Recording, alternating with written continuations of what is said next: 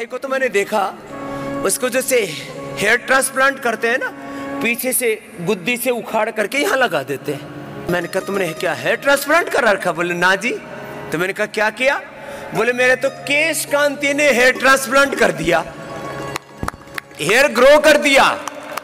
रोग कितना ही बड़ा हो, समस्या कितनी बड़ी हो, हौसला रख करके, जैसे आप मैंने कहा, श्रद्धा की पराकाष्ठा, भक्ति, विश्वास, और वो किसके लिए? अपने लिए श्रद्धा, अपने लिए विश्वास, आत्मविश्वास, मिटेंगे सब लोग। तो अभी पहले तो लिवोग्रिड के बारे में बात कर रहे थे, आज रीनोग्रिड, और वो चूहों वालों भी लेके आए ना आपको। ये चूहों के ऊपर हमने बाल उड़ा करके, एनिमल ट्रायल होता है ना, एनिमल ट्रायल में जो है ना, कुछ लोग सोचते हैं स्वामी जी डाइट प्लान बताते हैं, मेडिटेशन कराते हैं, उसका परिणाम होगा, केश कांति से कैसे बाल आ जाएंगे। तो अकेला केश कांति, क्योंकि चूहे के ना तो कोई डाइट प्लान होता है उसका, ना उसमें कोई मेडिटेशन करता है, केवल औषध का असर होता है। तो ये हेयर केयर ही नहीं है मात्र, ये हेयर के लिए एक अल्टीमेट मेडिकेशन है, रेमेडी है। तो उसका दिखाना जरा। ओम स्वामी जी प्रणाम। जो आप स्क्रीन पे देख पा रहे हैं सब लोग, हाँ। इसमें बहुत सारे चूहे दिख रहे हैं।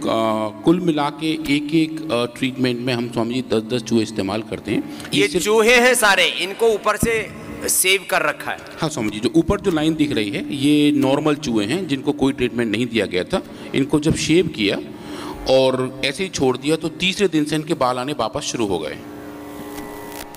3 दिन में ही? 3 दिन में, जो नेचुरल प्रोसेस है स्वामी जी, उस तरीके से बाल अपने आप रीग्रो होते हैं। जो लोग जैसे हम अपनी दाढ़ी शेव करते हैं तो 3 दिन में वापस आ जाते हैं। अब स्वामी जी, जो मेन प्रॉब्लम बालों की जाने की है वो जनरली पुरुषों में होती है, जिसको हम मेल पैटर्न बॉल्डनेस कहते हैं। जो हमारा हार्मोन है टेस्टोस्टेरोन, उसकी वजह से होता है। तो उसका एक जिसको हम कहते हैं डाईहाइड्रोक्सी टेस्टोस्टेरोन, DHT, तो उसकी वजह से बाल जो हैं वो जाने शुरू हो जाते हैं पुरुषों में एक उम्र के बाद। तो हमने स्वामी जी क्या किया, इन चूहों को इनके तो एक बार शेव किया और इनको DHT का डोज दिया। तो जब हमने DHT दिया इनको, तो स्वामी जी अब ये जो देखेंगे, ये जो लाइन है नीचे वाली, इसमें ये चूहे इधर बिल्कुल गंजे थे। जब इनको DHT दिया तो लगभग 22 से लेके 29 तक इनके बाल आने में बहुत टाइम लगा। तो ये गंजे थे और गंजे बने रहे 3 हफ्ते तक। तो जब हमने इन चूहों को सिर्फ और सिर्फ केश कांति एडवांस ऑयल लगाया, और उसके स्वामी जी हमने 2 डोज तैयार किए। एक तो जो नॉर्मल ऑयल है वो, और दूसरा हमने इसको डाइल्यूट भी किया ताकि हम डोज डिपेंडेंसी देख सकें। आप जो भी कह रहे थे कि dose dependent, time dependence response, तो तेल के लगाने की हमने डोजिंग का प्लान किया और इन चूहों को 3 गुना डाइल्यूटेड तेल लगाया तो बाल हल्के हल्के आने शुरू हो गए। 16वें दिन के बाद से इनके बाल आ गए। और जो नॉर्मल केश कांति एडवांस है, जो अनडाइल्यूटेड वर्जन है स्वामी जी, हमने जब लगाया तो तीसरे दिन से बालों का आना शुरू हो गया और 16वें दिन लगभग सारे बाल उन चूहों में आ गए थे। और ये स्वामी जी एक बड़ी बात थी, क्योंकि माने आदमी को रिजल्ट आने में थोड़ा सा वक्त लगता है, क्योंकि इसकी जो कंडीशंस होती है ना, आदमी तो बहुत ही मतलब विचित्र प्राणी है ना, उसको कई तरह के झंझावातों से, कई विचारों से, संस्कारों से वो संग्रसित रहता है। तो चूहे में 3 दिन में बाल आने शुरू हो गए। और स्वामी जी हमने फिर जो पहले 3 सप्ताह तक भी नहीं आ रहे थे। हाँ स्वामी जी, और वो स्पेसिफिक वो थे जिनको मेल पैटर्न बॉल्डनेस थी, जिनमें मेल हार्मोन की वजह से बालों को जाना था। इनमें स्वामी जी हमने जो एक सिंथेटिक दवाई है जो लोग क्लिनिक में यूज़ भी करते हैं, जो बहुत सारे लोग लगाते हैं और वो बहुत महंगी भी आती है, जिसका नाम है मिनोडिक्सल, उसका भी इस्तेमाल किया स्वामी जी। उसके इस्तेमाल से भी बाल आए, पर वो बहुत छितरे हुए थे और उनको सैचुरेट होने में बहुत टाइम लगा। और जो स्वामी जी जो बाल आए थे, उनका जो पैटर्न था, उनका जो टेक्सचर था, वो वैसा नहीं था जो नेचुरली पहले होता है। तो एक तो ये सिंथेटिक तरीका है, गैर प्राकृतिक तरीका है, अनैसर्गिक तरीका है, उससे भी बाल उगाते हैं। तो वो सीधा हार्मोन लगाते हैं, वो उससे बाल ग्रो करते हैं और फिर झड़ भी जाते हैं जल्दी, और बड़े पतले पतले से आते हैं आर्टिफिशियल से, नकली से। इससे एकदम ओरिजिनल जैसे बाल आए और स्वामी जी वो बिल्कुल बरकरार रहे। और जब हमने इन एनिमल्स को सेक्रीफाइस करके इनके बालों की जो जड़ हैं उसको एनालिसिस किया, तो पाया कि जड़ के लेवल पर जो चेंजेस थे स्वामी जी, वो बहुत स्ट्रॉन्ग थे। उसकी वजह से बालों को आना शुरू हुआ था। तो ये टॉपिकल एप्लीकेशन का काम तो था ही था, पर ये जो हमारा ऑयल है, ये जो केश कांति एडवांस है, ये बालों को जड़ से मजबूती देता है ताकि वो दोबारा अच्छे से ग्रो हो। तो ये बालों के लिए ऐसा ये एक्सपेरिमेंट बड़ा क्रिटिकल था। कि एनिमल ट्रायल में कैसे इसको करें, और ये दुनिया के इतिहास में पहली बार ये ट्रायल हुआ है आयुर्वेद का, पहली बार हुआ है। पूरे वर्ल्ड में कोई ऐसी रिसर्च नहीं है कि जो नए बाल उगा दे। बाकी जो है यूनिलीवर वाले और कई तरह के इधर उधर के प्रोडक्ट बेचते रहते हैं, एमएनसीज कुछ सिंथेटिक चीज़ें बेचते रहते हैं, लेकिन 100% नेचुरल किसी चीज़ से बाल आ जाएं और वो टिक जाएं, स्थायित्व हो उनमें, सस्टेनेबिलिटी हो, तो ये प्रयोग।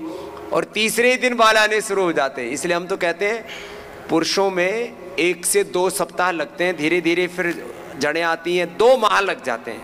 जो 3 दिन में काम चूहों में होना शुरू हो गया, उसको आदमी में थोड़ा वक्त लगता है, या पहले भी हमने कई बार बताया हुआ है, आदमी में रेस्पॉन्स आने में थोड़ा सा वक्त लगता है, लेकिन वो समझ एजिंग की वजह से, एजिंग की वजह से, क्योंकि आदमी की आयु जो है वो करीब 150-200 साल होती है नेचुरल एजिंग, और चूहों की कितनी होती है? मैक्सिमम 6 महीने स्वामी जी, 6 महीने होती है। तो उनको फास्ट कोई भी चीज़ जो है उनके ऊपर उसका प्रभाव दिखता है, उसका परिणाम दिखता है। तो खैर, तो ये केश कांति वाला भी बहुत ज़बरदस्त परिणाम था। अब जैसे इस भाई ने, तो झारखंड वाला भाई पिछले साल आया था, इसको मैंने बोला, इसने मान लिया। बहुत लोग तो ऐसे ही ये मान के बैठ गए कि बस अब तो ये बाल झड़ के अब आएंगे नहीं। तो ये हमारी कुंठा है। तो जितने भी भाई बहनों के बाल झड़े हैं, और ये उम्र जो है झारखंड वाले की भी, कितनी उम्र है भाई तुम्हारी? 67। माने आपको 65 और मेरे पास 70 वाले भी कुछ उदाहरण हैं। तो 40 से लेकर के 60-70 तक तुम्हारे बाल आ सकते हैं। लाइव एग्जाम्पल के साथ हमने बता दिया। फिर भी ना लगाओ तो तुम्हारी मर्जी, लगाओ तो तुम्हारी खेती उजड़ी भी आ जाएगी, इसमें कोई शंका नहीं है।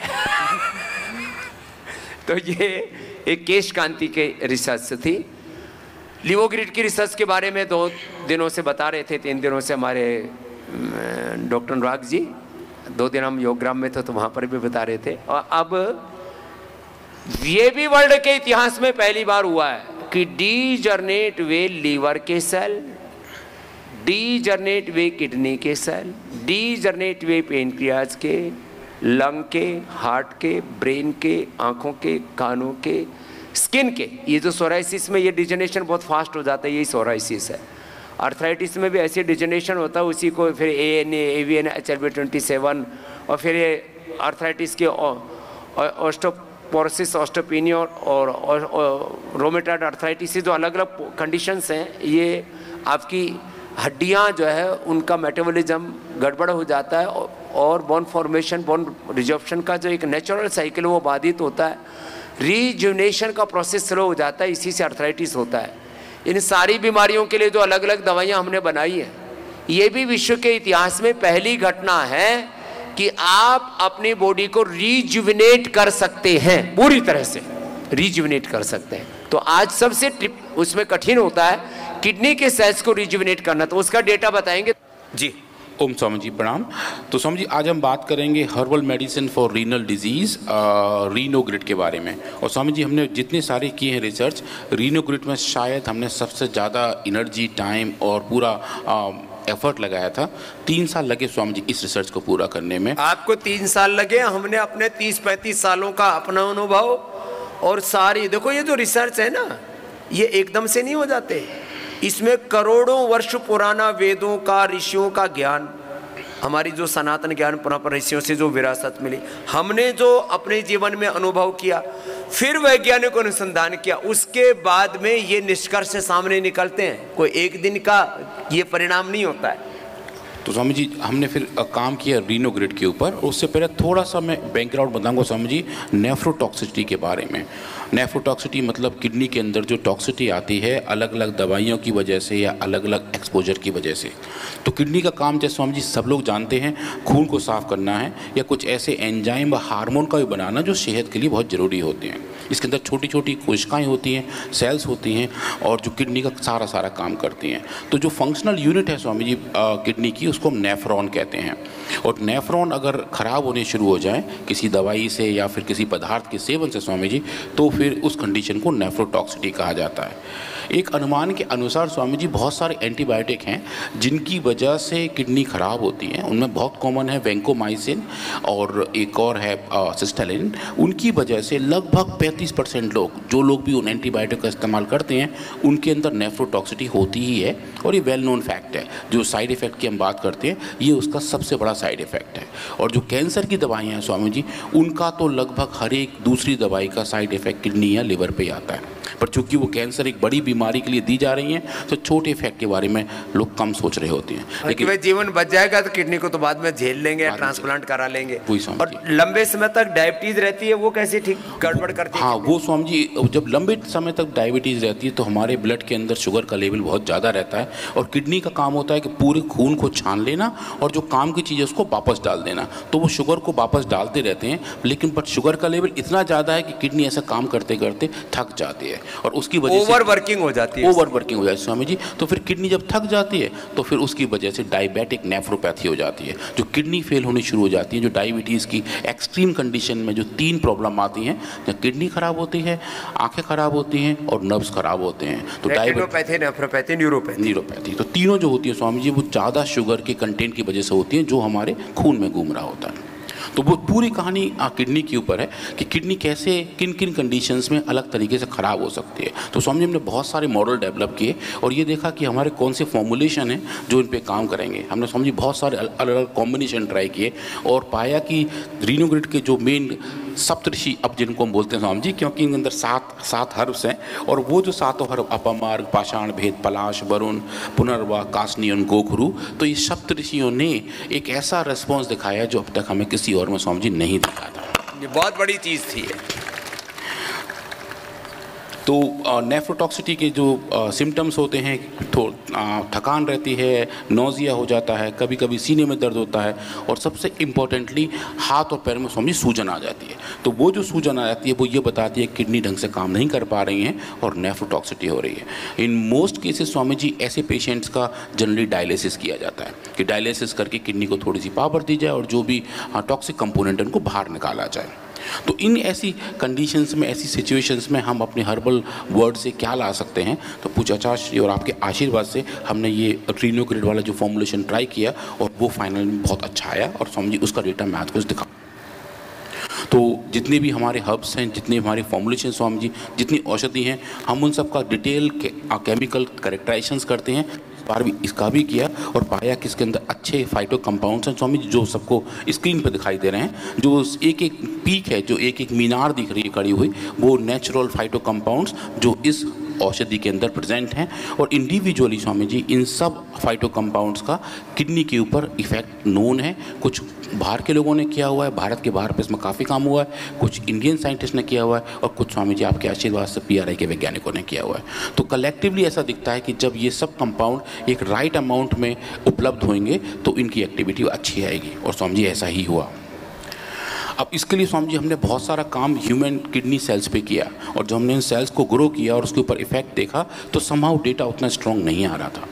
तो फिर हमारी इन विट्रो बायोलॉजी टीम ने एक अच्छा काम किया स्वामी जी। उन्होंने सेल्स को ग्रो किया एज ए क्लस्टर, क्योंकि किडनी हमारी 3 डायमेंशनल है। तो इस केस में क्या हुआ कि लगभग 300 सेल से लेके 20,000 सेल तक उन्होंने सीड किए और अलग अलग टाइम पे देखा कि कब सेल्स एक क्लस्टर का फॉर्म कर रहे हैं, एक स्फेरॉइड बना रहे हैं, एक लड्डू जैसी संरचना बना रहे हैं। तो उसके पूरा जो है एक पूरा गोल लड्डू जैसा बना दिया, उसका एक समूह तैयार कर दिया स्वामी जी। क्योंकि सब सेल्स एक बहुत आपस में सोशली एक्टिव होते हैं। ये एक समूह के तौर पर जब होते हैं तो इनका रेस्पॉन्स अलग होता है। तो जैसे मनुष्य सामाजिक प्राणी है और हमारी जो बेसिक यूनिट है सेल, उस सेल में भी वो सामाजिक फीलिंग रहती है। तो जब बहुत सारे सेल्स आसपास होते हैं तो उनका रेस्पॉन्स स्वामी जी अलग रहता है। तो फिर हमने वही प्रयास किया कि क्यों ना हम ह्यूमन किडनी सेल्स को एक स्फेरॉइड के फॉर्म में ग्रो करें और ये देखें कि उनकी स्टेबिलिटी कितनी है और अगर हम उनको अच्छे से मेंटेन कर पा रहे हैं तो क्या हम उन पर आगे रिसर्च कर सकते हैं। तो स्वामी जी हमारी टीम ने पाया कि अगर हम 10,000 सेल सीड करते हैं एक बार में और उनको 9 दिन तक रखते हैं तो एक अच्छा टाइट लड्डू तैयार हो जाता है और जो 15 दिन तक स्टेबल रहता है। और उन सेल्स के ग्रुप पे, उन स्फेरॉइड पे हमने आगे काम किया स्वामी जी। अब स्वामी जी सबसे ज़्यादा चैलेंजिंग था कि क्या हम कोई टॉक्सिसिटी पहले कैप्चर कर पाएँ जो एंटीबायोटिक की वजह से क्लिनिकल कंडीशन में दिखती है।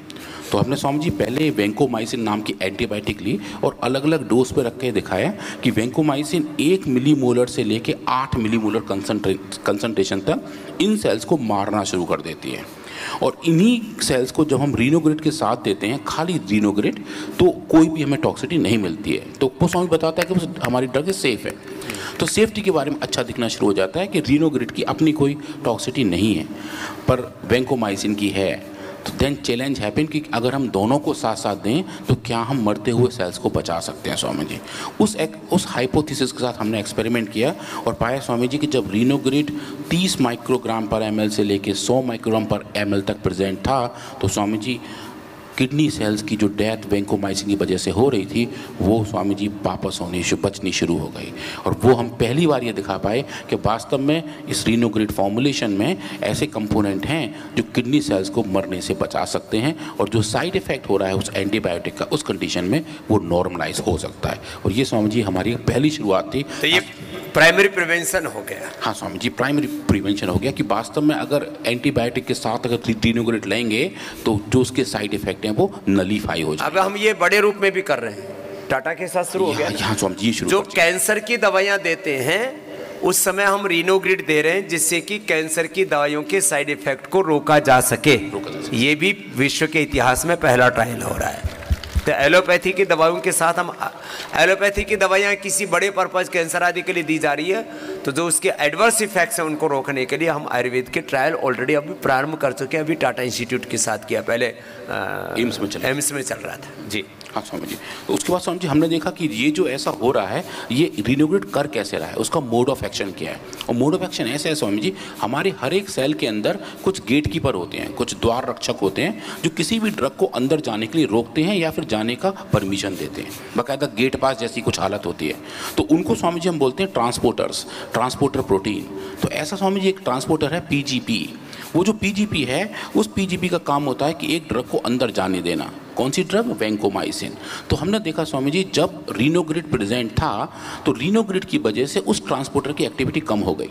मतलब कि उसने जो वैंकोमाइसिन ड्रग है उसको सेल के अंदर जाने से रोक दिया। खराब चीज़ों को शरीर के अंदर ही एक ऐसा मैकेनिज्म डेवलप हो गया कि खराब चीजें अंदर जाने से रुक गई स्वामी जी, और उसकी वजह से टॉक्सिसिटी कम हो गई। तो स्वामी जी ये बिल्कुल मोड ऑफ एक्शन वाली फीलिंग आ गई कि कैसे टॉक्सिसिटी थी, कैसे उसको रोका और उसको करने का पाथवे कैसे। मोड ऑफ एक्शन माने उसका मैकेनिज्म, उसकी प्रक्रिया क्या थी रोग ठीक होने की। फिर उसके बाद स्वामी जी हमने ये देखा कि जो भी किडनी इंजरी होती है जो ह्यूमन पेशेंट्स को होती है और उसको नापने के लिए डायग्नोस्टिक टेस्ट कौन कौन से करते हैं। एक स्वामी जी बड़ा टेस्ट होता है, इसको बोलते हैं KIM, किडनी इंजरी मार्कर, और एक होता है NAG, N-एसिटाइल बीटा डी ग्लूकोसोमेज। तो ये जो दो टेस्ट हैं जो वास्तव में क्लिनिकल कंडीशन में मेजर किए जाते हैं, उन सबको स्वामी जी हमने अपने लेबोरेटरी में इन सेल्स के लड्डू के ऊपर भी टेस्ट किया और देखा कि जब रीनोग्रिड को दिया गया तो वैंकोमाइसिन की वजह से बढ़े हुए दोनों मार्कर KIM1 और NAG दोनों का लेवल वैंकोमाइसिन ने जो बढ़ाया था उसको रीनोग्रिड ने स्वामी जी डोज डिपेंडेंटली और इस बार टाइम डिपेंडेंटली भी कम करके दिखाया। इसके साथ साथ जो दो और मार्कर हैं NGAL और MMP7 उनका लेवल भी हमने देखा और ये जो डेटा थे उसने हमें ये एक्साइट किया कि अब ये एक्सपेरिमेंट हमें एनिमल्स में करने चाहिए। फिर मैं स्वामी जी एक बड़ा एनिमल एक्सपेरिमेंट सेट किया। ये स्वामी जी थोड़ा लंबा वाला काम था, इसकी शुरुआत करने में हमें कुछ महीने लग गए थे। टोटल एक्सपेरिमेंट लगभग स्वामी जी 2 महीने के आसपास का रहा था। टोटल डोजिंग हमने इतनी दे के रखी थी। इसमें क्या किया स्वामी जी, हमने चूहों को वैंकोमाइसिन वही एंटीबायोटिक दी, 2 अलग अलग डोज दी और उनकी किडनी के अंदर मेल फंक्शंस पैदा किए। मैंने चूहों की किडनी खराब करते, सीधी भाषा में बोले तो। हाँ स्वामी जी, चूहों की जब भी हमें कोई एक्सपेरिमेंट करते हैं दवा का, चाहे लिवोग्रिड का किया लिवर के लिए तो पहले लिवर खराब किया, चाहे लंग का किया तो पहले पॉल्यूशन आदि दे करके बीड़ी सिगरेट धुआं आदि दे के उनके लंग खराब किए, फिर श्वासारी ब्रोनकोमाइसिस को ठीक किया। हार्ट के लिए ऐसे ही दवाइयाँ दे करके जो हार्ट को डैमेज करती हैं, TB आदि की और दूसरी दवाइयाँ। तो जो भी पहले अंग को खराब किया तो किडनी खराब कर दी चूहों की, फिर क्या किया? उसके बाद स्वामी जी हमने उनको रीनोग्रिड दिया 3 अलग अलग डोजेस के साथ और ये देखा कि जो किडनी के फंक्शन हैं वो कितने मॉडिफाई हो रहे हैं। तो स्वामी जी किडनी के फंक्शन जो बेसिक गोल्ड स्टैंडर्ड मेजरमेंट हैं वो हैं सीरम क्रिएटिनिन और ब्लड यूरिया नाइट्रोजन बर्न। तो उन दो को देखा। वैंकोमाइसिन वैंकोमाइसिन की वजह से ये दोनों लेवल एनिमल्स के अंदर बढ़ गए थे स्वामी जी। और जिन जिन एनिमल्स को हमने रीनोग्रिड दिया था वहाँ Swami ji dose dependence data आया था और ये बताया कि जो भी बड़े रेस्पॉन्स थे जो किडनी खराब होने की वजह से दिख रहे थे वो सब नॉर्मलाइज हो गए जब रीनोग्रिड फॉर्मुलेशन उनको स्वामी जी दिया गया था। और हम स्वामी जी यही नहीं रुके थे, हमने ये भी देखा कि जो सीरम क्रेटिनिन हमारे खून के अंदर है, जो चूहों के खून के अंदर था, क्या उतना ही उनके यूरिन में था। तो इनके आपस का जो अनुपात है स्वामी जी उसको हम बोलते हैं क्लियरेंस। और क्लियरेंस एक तरीके से पैरामीटर है किडनी को नापने का कि किडनी कैसे रक्त को छान रही है। तो जो छानने की रेट है, जो छानने की क्वालिटी है, वो क्रेट क्लियरेंस के थ्रू निकलती है। बेसिकली जो खून के अंदर, रक्त के अंदर क्रेटिनिन का लेवल है और जो यूरिन के अंदर लेवल है, उन दोनों के अनुपात को।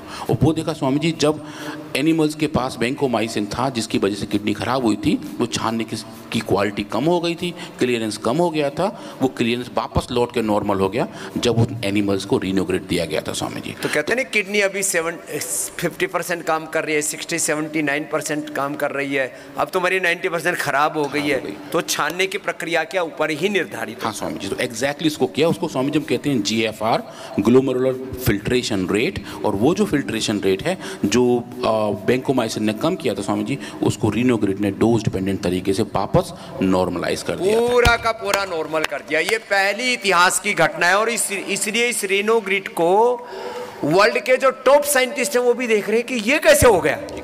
एलोपैथी में कोई भी दवाई नहीं है जो किडनी के फंक्शन को नॉर्मलाइज कर दे। अब क्या हालत है फिर उसकी?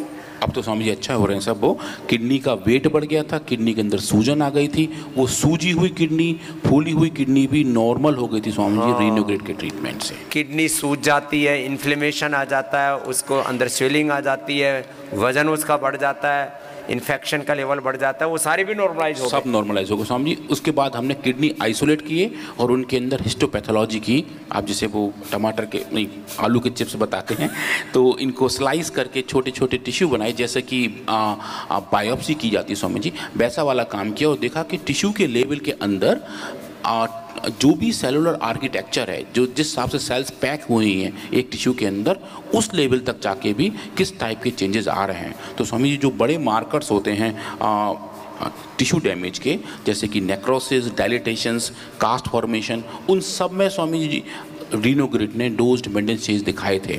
और वो जो आप जो अभी स्क्रीन पर दिख रहे हैं, जो आप पट्टियाँ देख रहे हैं, वो पट्टियाँ यही बता रही हैं, जो गहरे रंग की पट्टी है वो डिजीज़ वाली है और जो हल्के रंग के 3 है वो बता रहे हैं रीनोग्रिड के अलग अलग डोज। और फ़ायदा होता जा रहा है, फ़ायदा होता दिख रहा है स्वामी जी, और हर एक पैरामीटर में वो फ़ायदा होता दिखा हुआ है। और इसके बाद स्वामी जी एक और पैरामीटर है जो लोग किडनी में बहुत देखते हैं, वो ये देखते हैं कि जो TLC और DLC वो कितनी मॉडिफाई हो रही है। तो वैंकोमाइसिन की वजह से टोटल WBC का लेवल बढ़ जाता है, तो जो TLC है उसका लेवल बढ़ जाता है। और जो DLC है मतलब जो अलग अलग टाइप के WBCs हैं, जैसे कि neutrophil, lymphocyte, monocyte, eosinophils and basophils, ये सब भी इन बीमारियों में बढ़ जाते हैं जो किडनी डैमेज को बताते हैं। तो स्वामी जी इस केसेस में भी रीनोग्रिड ने, जो हमने 4 अलग अलग डोज यूज़ की थी, 20, 60, 200 और 600 माइक्रोग्राम पर kg पर डे, उन सब में ये सब रेस्पॉन्स अच्छे नॉर्मलाइज हो गए थे। तो जो बड़े हुए WBC के लेवल थे स्वामी जी, वो भी रीनोग्रिड ने अच्छे से नॉर्मलाइज करके बेसल लेवल के पास ले आए थे। और RBC के लेवल पे कोई चेंज था भी नहीं, तो वो नॉर्मलाइज रहा।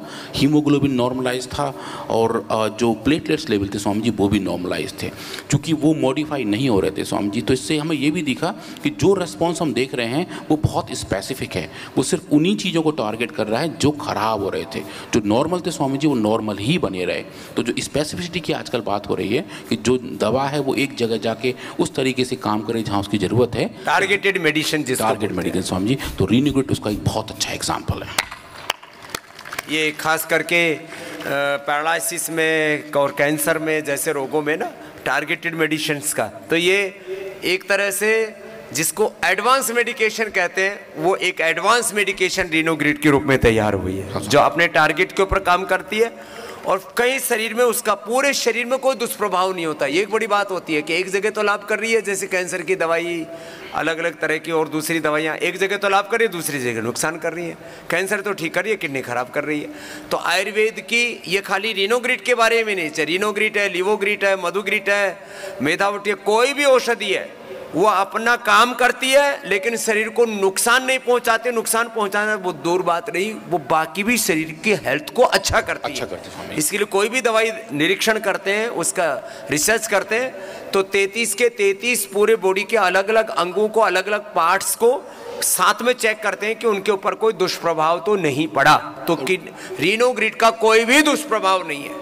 हाँ स्वामी, ये तो है। और स्वामी जब ये डेटा हम आचार्य से किए थे डिस्कस, तो कुछ आचार्य जी ने कहा कि ऐसा देखते हैं कि किडनी पे तो काम कर रही है, क्या लिवर पे भी कोई चेंज आ रहा है, नहीं आ रहा है। पर स्वामी जी हमने देखा कि इस मॉडल में एंटीबायोटिक ने लिवर फंक्शन को मॉडिफाई नहीं किया था, तो उस केस में लिवर फंक्शन नॉर्मल थे, रीनोग्रिड ने उस नॉर्मलसी को बरकरार रखा, मतलब कि उसके कैसे भी साइड इफेक्ट कहीं भी नहीं पाए गए स्वामी जी। तो जो सेफ्टी की बात है वो सेफ्टी आ गई, और एफिकेसी है वो एफिकेसी भी दिखी कि दवा काम कर रही है जैसा काम करना चाहिए, और इसके साइड इफेक्ट नहीं है, और एटलीस्ट उस तरफ नहीं है जहाँ लोग ऐसा सोचते हैं कि पहला रेस्पॉन्स शायद लिवर पे आए। तो लिवर स्वामी जी बिल्कुल ठीक पाया गया। और उसके साथ साथ स्वामी जी किडनी के जो और बड़े पैरामीटर में गिनती जिनकी होती है वो होते हैं इलेक्ट्रोलाइट, सोडियम, पोटेशियम और कैल्शियम, इनका लेवल कितना है। तो स्वामी जी रीनोग्रिड के इस्तेमाल करने से इन तीनों का लेवल भी बरकरार रहा जैसा नेचुरली होना चाहिए। तो जो हम बात करते हैं स्वामी जी होम्योस्टेसिस की, कि जो पूरा शरीर का पूरा एक मास्टर बैलेंस है वो बैलेंस बरकरार रहा, और जो प्रॉब्लम थी उसको रीनोग्रिड ने स्वामी जी डोज डिपेंडेंट तरीके से नॉर्मलाइज कर दिया। चलिए, बहुत बहुत आशीर्वाद।